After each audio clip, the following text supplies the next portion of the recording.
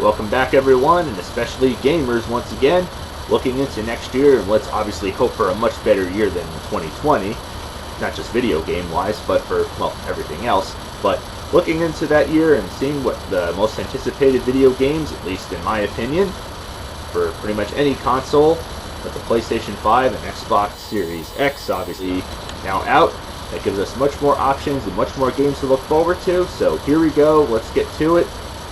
Top 10 video games that I'm anticipating for 2021, starting with number 10, Diablo 4. Yeah, obviously I anticipated this one from last year, and you're going to see plenty of these on this list that were postponed in release date, and don't be surprised if they get postponed again another year, but hey, consider that a good thing if they get postponed, because that gives them more time to make sure they're perfected well enough and most importantly playable. And as you know, I enjoyed the Diablo series pretty well. It's a great action RPG game series that brings you to the depths of hell, but damn, it's a blast. Especially on the Nintendo Switch with the Eternal Collection, so I'm looking forward to seeing what Blizzard can do with this franchise much more. Unfortunately, I don't think this is going to get a Switch release. I might be wrong, but that would be awesome. But if it's on PlayStation 5, hell, the graphics will be even better. And yes, I say hell, pun intended right there. So, don't disappoint us, Blizzard. Number 9. Gotham Knights. Okay, moving on into the next generation consoles, you're going to see a few releases, and this is one of them, and this is supposed to be a sequel, or at least take place after the Batman Arkham series.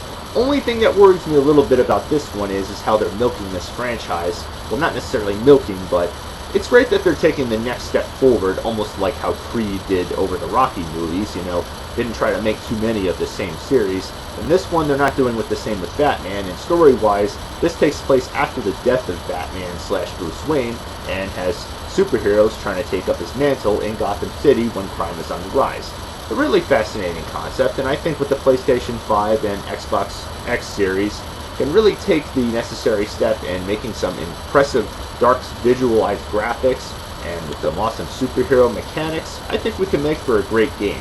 I'm a little bit worried too that Rocksteady is not having any involvement with this game, so I'm hoping it's better than Arkham Origins, because that was the only one that didn't have Rocksteady involved. But with Warner Brothers Entertainment, I think we're in for a good ride here.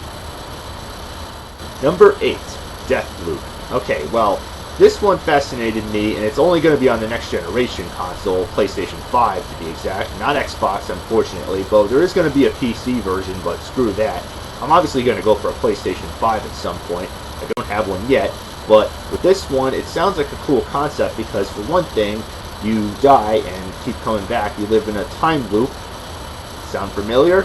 Yeah, you've seen this in several movies, and this one, that's why it fascinates me so much, to give you so many liberties to live through the same time and do so much. You know, die, come back, die, come back. So, yeah, it could make for a great game, maybe not. But as a PlayStation exclusive, we could be in for a pretty good ride. So, let's hope for the best out of this one. Number 7. LEGO Star Wars Skywalker Saga. Okay, yes, this actually is getting released this year. In case you're all wondering, it's another game that was delayed. I'm not sure if COVID had a lot to do with it or not, but come on. If it's taken this long, it's gotta be good. It's including all 9 of the films in one. Sadly, no Rogue One, but hey, can't ask for everything, can we? 9 movies in one. I don't know if the first 3 films, with Jar Jar Binks especially, you're going to have to hear his obnoxious voice. I know that's going to be kind of annoying, and I know they're probably going to improve the graphics on those games. Maybe not. Who knows? But all I could say is, I'm glad they're finally putting in episode 8 or 9, even though those weren't really favorites amongst diehard Star Wars fans. I mean, yeah, obviously the first 2 prequels weren't either, but hey, they made for some pretty damn good games, and I enjoyed episode 7 in LEGO form, so being able to take this on the go on the Nintendo Switch, which is one of the few options we're going to get out of this game. I'm not sure if we're going to be able to get it on PlayStation 5 and Xbox Series X, but I'm sure they probably will since it's out already, and it's coming out in May of next year. So, let's hope the Force is still strong in LEGO form, even after waiting another year for this one. Number 6. God of War Ragnarok.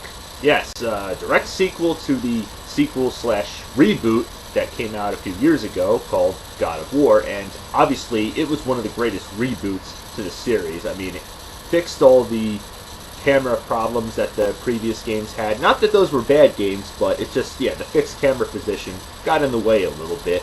But the new one was incredible. I mean, it was just like the new step in the franchise, and I'm hoping this one continues its success.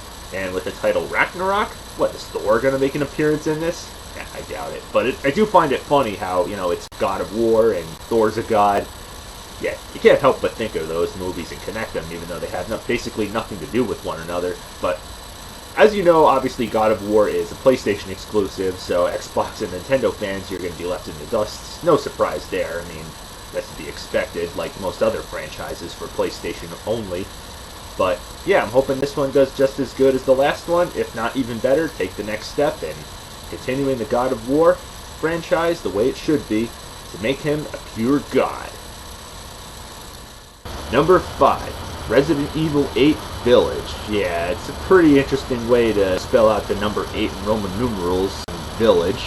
Just like how Resident Evil 7 did, spelling Roman numeral 7 on the word evil. Yeah, I see what you're doing there, Capcom. But anyway, story-wise, I don't really know what to expect out of this. They always seem to do a pretty good job with these. I'm hoping for a great story, but most importantly, great gameplay, zombie killing, and it's only going to be on the next generation consoles. So if you have PlayStation 4, Xbox One, you're sadly going to be left in the dust on this one. PC, I'm not even going to bother with on that one. And Nintendo Switch, you know, is not going to be able to handle these kind of graphics because I think they're going for more superior type of graphics.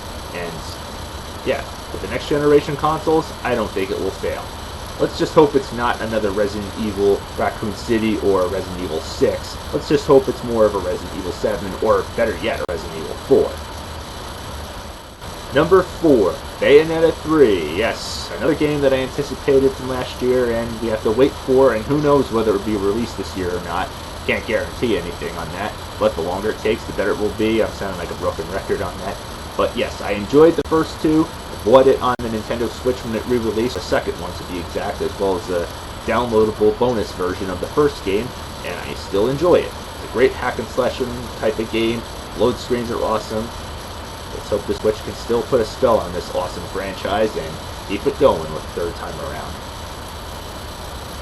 Number 3, Skull and Bones, another one I anticipated and obviously was waiting for last year and still have to wait for this year.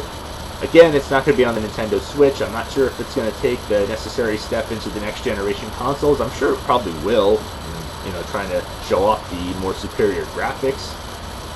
Yeah, let's just hope. It'll be an awesome pirate adventure. I enjoyed Assassin's Creed 4. I'm hoping it's more in that territory with some awesome pirate adventures, cannon fights, you name it.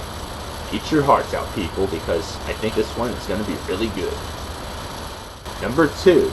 Metroid Prime 4. God, how many games got pushed from last year and the year before? And this one is one of them. Yep, I enjoyed the Metroid Prime trilogy. I would love to see a re-release of that one on the Nintendo Switch.